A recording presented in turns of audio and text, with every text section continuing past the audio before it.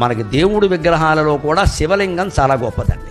నేనేదో పక్షపాతంతో అనడం లేదు, శాస్త్రీయమైన లాజిక్, తర్కం. శివలింగం గొప్పది.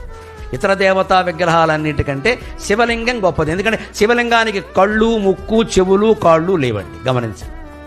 కృష్ణుడికి ఉన్నాయి, రాముడికి ఉన్నాయి, వెంకటేశ్వర స్వామికి ఉన్నాయి, అమ్మవారికి కూడా ఉన్నాయి. శ్రీమాత, శ్రీ మహారాజ్ఞ. అబ్బో, ఆవిడ మామూలుగా కూర్చోదు, కారేసుకుని కూర్చోవలసింది. అవన్నీ ఉన్నాయి. శివలింగాన్ని మీరు గమనించండి, అంతే ఇలాగే బోడిగా అలా ఉండిపోతుంది. ఎందుకని? అన్ని మీద నీళ్లు పోసినా జారిపోతాయి, పాలు పోసినా జారిపోతాయి, క్షీరాభిషేకం, తేనె పోసినా జారిపోతుంది, మధువుతో అభిషేకం, పళ్ళరసాలు పోసినా జారిపోతాయి, అన్నీ జారిపోతాయి. అంటే శివుడు ఏం చెబుతున్నాడు? నీ ఆత్మస్వరూపం ఇవన్నీ వచ్చాయి జారిపోతాయి, వదిలేయి. మాట వచ్చింది పోతుంది, చూపు వచ్చింది పోతుంది, వినికిడి వచ్చింది పోతుంది, స్పృహ వచ్చింది పోతుంది, అన్నీ పోతాయి. లింగం రూపంలో, శివుడు రూపంలో నువ్వు ఒక్కడవే మిగులుతావు. అదే చిదానంద రూప శివోహం. అభిషేకం చేసేటప్పుడు ఇది గమనించాలి.